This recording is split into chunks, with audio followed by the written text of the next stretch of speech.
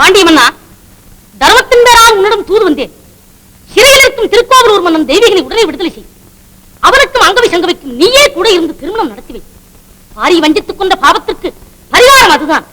அன்னையே, இலக்கிய விஷயத்தில் நீங்கள் எது சொன்னாலும் கேட்போம். இது அரசியல்.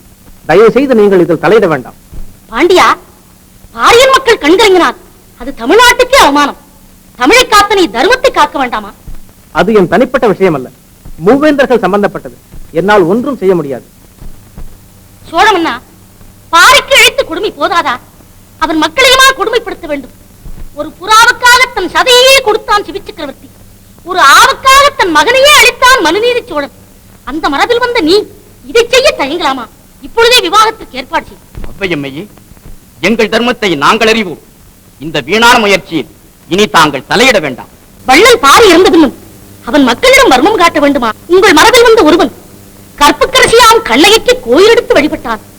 ஆனால் நீயோ கன்னிப்பெண்களை கண்ணீர் விடும்படி செய்திருக்கிறாய். அது நீதி அல்ல. உடனே தெய்வீகனை விடுதலை செய். திருமணத்தை நடத்தி வை. தெய்வீகன் எங்கள் பகைவன். சிறைக்குள்ளேயே கிடந்து மடிவதுதான் அவனுக்கு சிறந்த பரிசு. ஓர்வெறி கொண்ட மூவேந்தர்களே, நீங்கள் தர்மத்தின் காவலர்கள். தர்மத்தை காப்பாற்றுவீர்கள் என்று உங்களிடம் முறையிட்டேன். ஆனால் செருக்கின் மிகுதியால் நீங்கள் தர்மம் தவறிவிட்டீர்கள். இனி உங்கள் நியாயம் கோரி நான் நிற்கப் போவதில்லை. உங்கள் கட்டுக்காவல் சிறையில் இருக்கும் தெய்வீகனுக்கும் காட்டில் வசிக்கும் கன்னிகளுக்கும் நாளைக்கே திருமணம் நடப்பதை நீங்கள் காண்பீர்கள்.